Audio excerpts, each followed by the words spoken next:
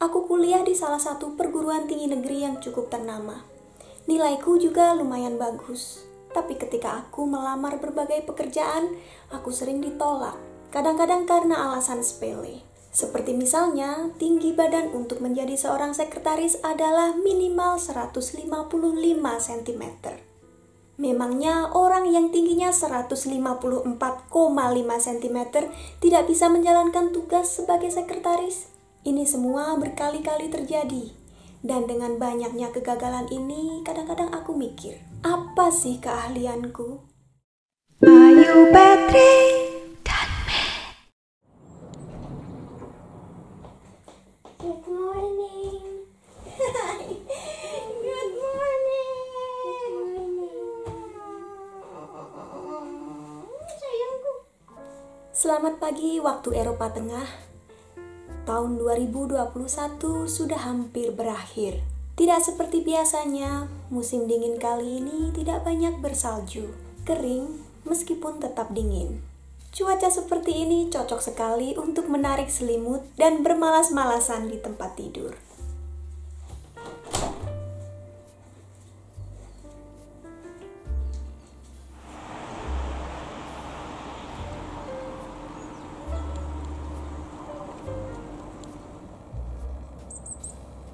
Akhir tahun merupakan liburan yang paling ditunggu di Hongaria.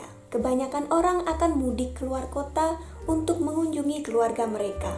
Tidak heran, di ibu kota suasananya justru sangat sepi. Tidak terasa, perjalananku di YouTube sudah lebih dari 3 tahun.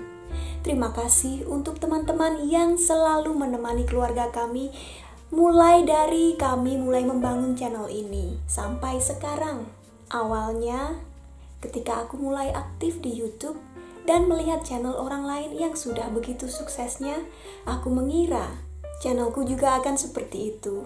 Dalam setahun sudah bisa mendapatkan lebih dari 100.000 subscribers.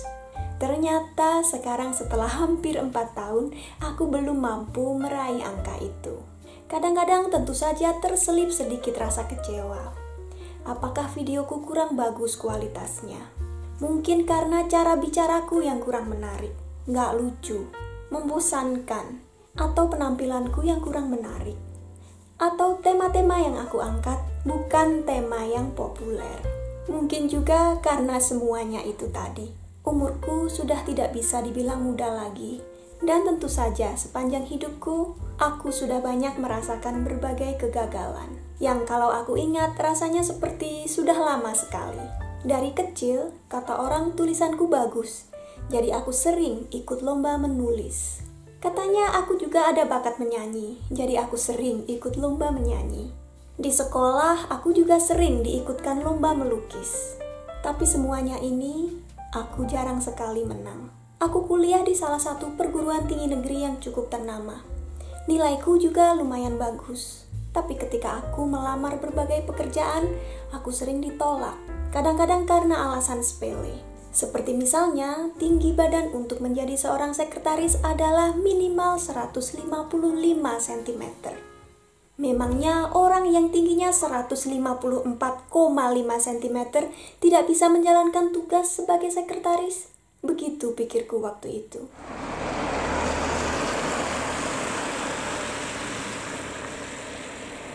Aku pernah mencoba bekerja di kantor, harus mencari klien lewat telepon, kemudian melakukan presentasi di depan mereka.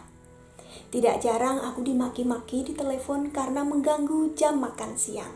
Pernah ada di antara mereka yang mengajak aku ke karaoke bersama. Kalau aku menolak, ya mereka tidak mau menjadi klienku.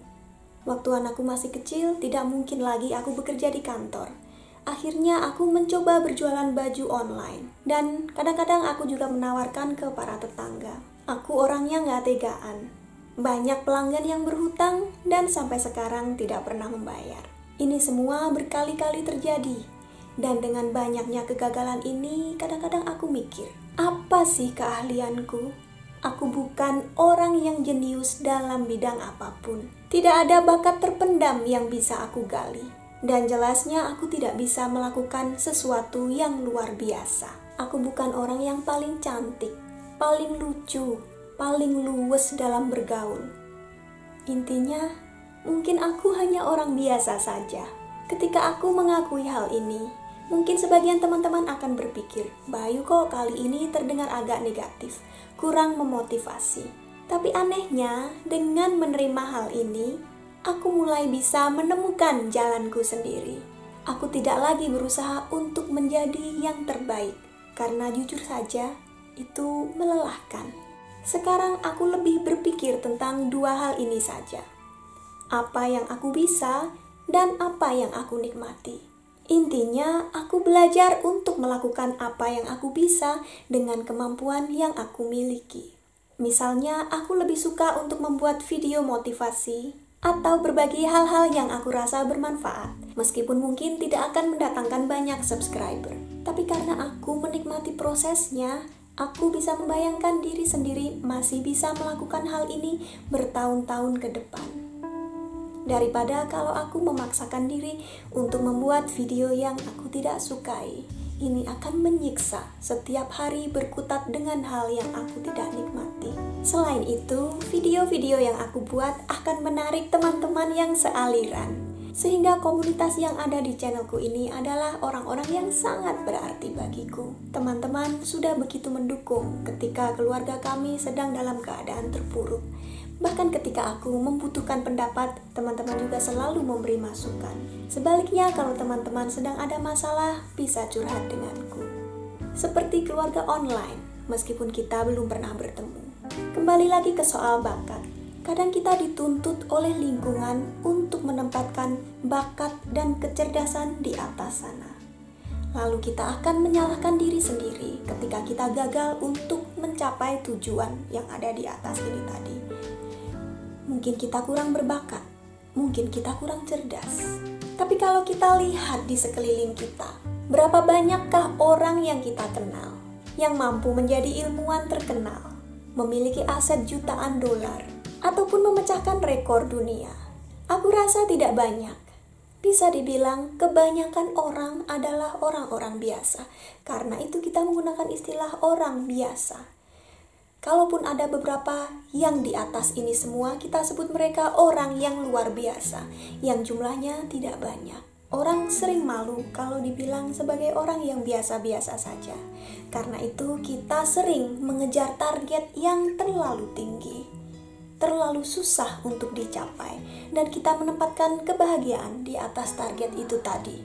Kalau aku menang lomba melukis, aku akan merasa bahagia. Mungkin, tapi kebahagiaan itu hanya sesaat.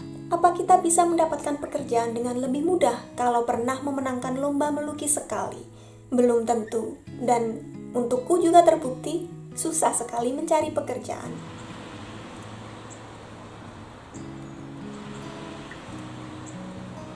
Kegagalan yang sering terjadi pada hidupku mengajarkan aku untuk merubah tujuan. Dan semua ini harus melewati jalan yang berliku dan penuh kabut. Aku tidak tahu apa yang akan berada di ujung jalan sana. Tapi pada saat ini, proses ini membawaku ke dalam rumah ini, di mana aku berusaha untuk membangun cerita di balik lensa kamera.